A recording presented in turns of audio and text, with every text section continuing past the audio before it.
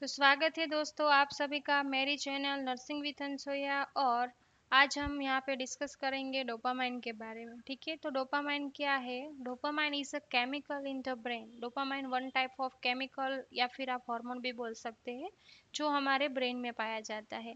It can help to control behaviour, motivation and moment. जो हमारे body में जो मूड है, बिहेवियर है और मोमेंट है, उसको कंट्रोल करने में हेल्प करता है। Dopamine work through the brain pathway with special receptor.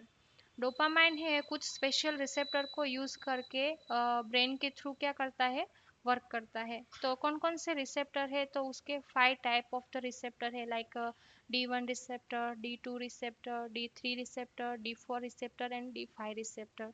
और ये पांचों रिसेप्टर को 2 टाइप में डिवाइडेड कर दिया गया है, लाइक D1 और D2 में। तो D1 में D1 और D5 इंक्लूडिंग है, और D2 में D2, D3 और D4 इंक्लूडिंग है। और जो D1 है वो ब्रेन के मोमेंट और थिंकिंग एरिया में पाया जाता है, और जो D2 है वो ब्रेन के इमोशनल और मेमोरी एरिया में पाया जाता है। तो ये 5 रिसेप्टर ऑफ द डोपामाइन। अब बात करते हैं उसके पाथवे के बारे में कि वो पाथवे कैसे वर्क करता है। ठीक है, पाथवे मतलब one type of the way to travel a signal और मैसेज। ठीक है, dopamine pathway connect different brain part. जो पाथवे है वो हमारे ब्रेन के डिफरेंट डिफरेंट पार्ट के साथ कनेक्टेड है।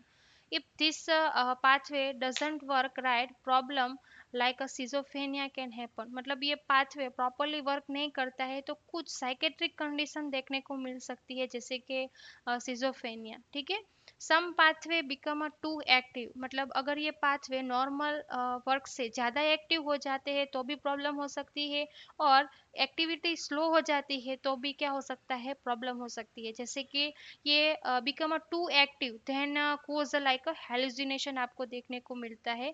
और अगर ये पाथवे टू स्लोली वर्क करता है तो आपको डिप्रेशन और एम्पैथी जैसी कंडीशन देखने को मिलती है पेशेंट में। ठीक है, अब बात करते हैं डिफरेंट डिफरेंट पाथवे और डिफरेंट प्रॉब्लम। अगर ये पाथ कौन कौन से पाथवे है और उसके कौन कौन से प्रॉब्लम है अगर ये वर्क नहीं करता है प्रॉपरली। ठीक है, तो first is discuss about the mesocortical pathway. तो मिजोकॉर्टिकल पाथवे है वो हमारे बॉडी की लो एक्टिविटी के लिए रिस्पॉन्सिबल है। अगर ये प्रॉपरली वर्क नहीं करता है तो क्या होगा, पेशेंट में एम्पैथी और डिप्रेशन की कंडीशन देखने को मिलेगी। नेक्स्ट है मिजोलिम्बिक पाथवे, जो हमारे बॉडी की हाई एक्टिविटी के लिए रिस्पॉन्सिबल है। अगर ये प्रॉपरली वर्क नहीं करता है तो क्या होता है, साइकोसिस और हेलुसिनेशन की कंडीशन आपको पर्सन में देखने को मिल सकती है। नेक्स्ट है नाइग्रोस्ट्रेटियल पाथवे, जो हमारे बॉडी के डिफरेंट डिफरेंट मोमेंट है उसको कंट्रोल करने के लिए रिस्पॉन्सिबल है। अगर ये टू मच एक्टिव हो जाता है तो ट्रेमर की कंडीशन देखने को मिल सकती है, और स्लो वर्क करता है तो कुछ स्टिफिनेस जैसी कंडीशन आपको पर्सन में देखने को मिल सकती है। ठीक है, नेक्स्ट हम बात करते हैं ट्यूबरो इनफंडिबुलर पाथवे के बारे में। ये हमारे बॉडी के प्रोलैक्टिन हार्मोन को कंट्रोल करता है। तो उसमें प्रॉब्लम आपको हार्मोन इश्यू की प्रॉब्लम देखने को मिल सकती है। ठीक है, तो ये डिफरेंट डिफरेंट टाइप के पाथवे है, और इसके डिफरेंट डिफरेंट फंक्शन है, लाइक मिजोकॉर्टिकल पाथवे है वो लो एक्टिविटी के लिए रिस्पॉन्सिबल है। मिजोलिम्बिक पाथवे है वो हाई एक्टिविटी के लिए रिस्पॉन्सिबल है। नाइग्रोस्टेटिकल पाथवे है वो हमारे बॉडी के डिफरेंट डिफरेंट मोमेंट कंट्रोल के लिए रिस्पॉन्सिबल है। और ट्यूब्रो इन्फंडिबुलम पाथवे है वो हमारे प्रोलैक्टिन हार्मोन के लिए रिस्पॉन्सिबल है। ठीक है, अगर ये प्रॉपरली वर्क नहीं करता है तो कुछ उसके रिलेटेड साइकेट्रिक प्रॉब्लम देखने को मिल सकती है पर्सन में। What are the partial antagonist? अब ये पार्शियल एंटागोनिस्ट क्या है? तो जब डोपामाइन हमारे बॉडी में प्रॉपरली वर्क नहीं करता है तो क्या हो सकता है, उसकी जगह हम पार्शियली एंटागोनिस्ट देते हैं, जिसकी वजह से कुछ समय के लिए वो एक्टिविटी स्टॉप नहीं होती है। ठीक है, चलो देखते हैं। ये तो मैंने आपको सिंपली एक्सप्लेन किया। Dopamine usually fully active receptor. Dopamine वो क्या है, एक फुली रिसेप्टर एक्टिव रिसेप्टर है, लेकिन कुछ प्रॉब्लम की वजह से अगर डोपामाइन हमारे बॉडी में प्रॉपरली वर्क नहीं करता है तो क्या करते हैं, हम पार्सली एंटागोनिस्ट उसे देते हैं।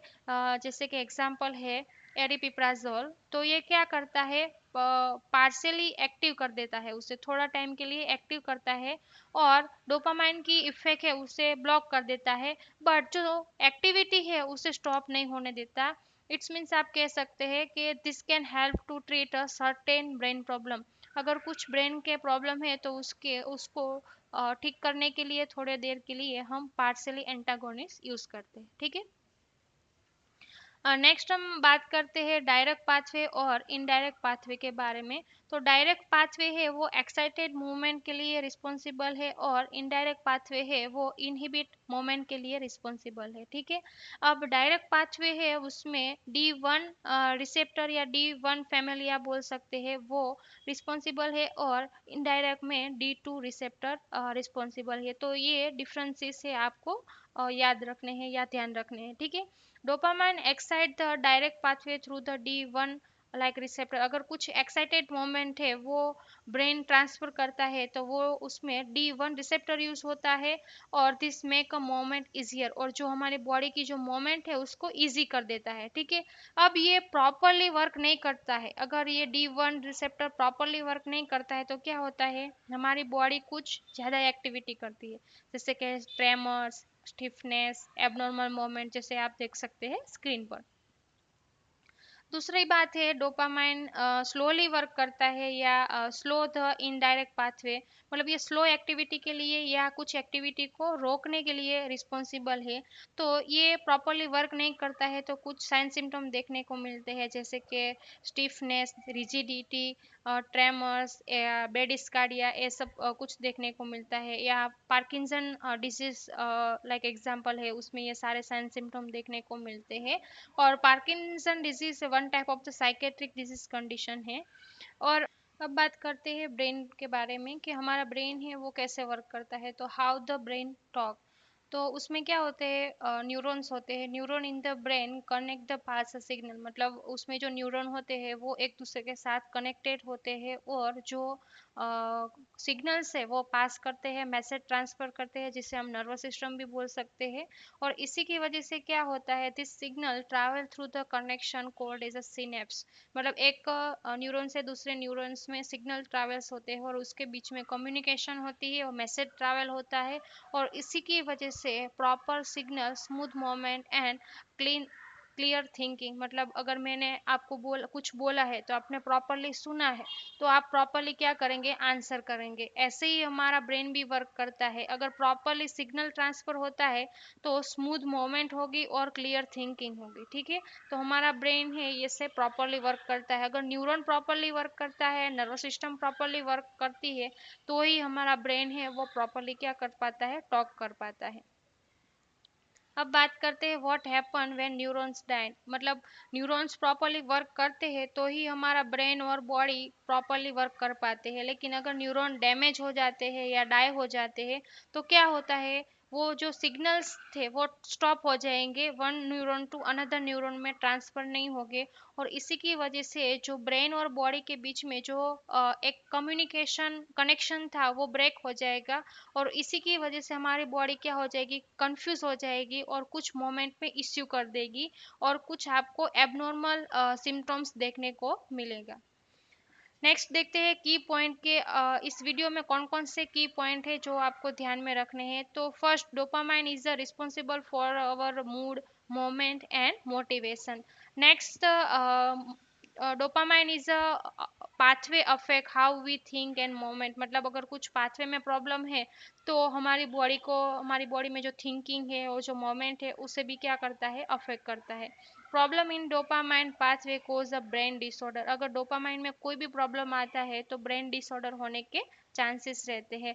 और इसके ट्रीटमेंट्स के लिए हम क्या करेंगे, तो पार्शियली एंटागोनिस्ट देंगे और ये हेल्प करता है डोपामाइन को बैलेंस करने में, ठीक है।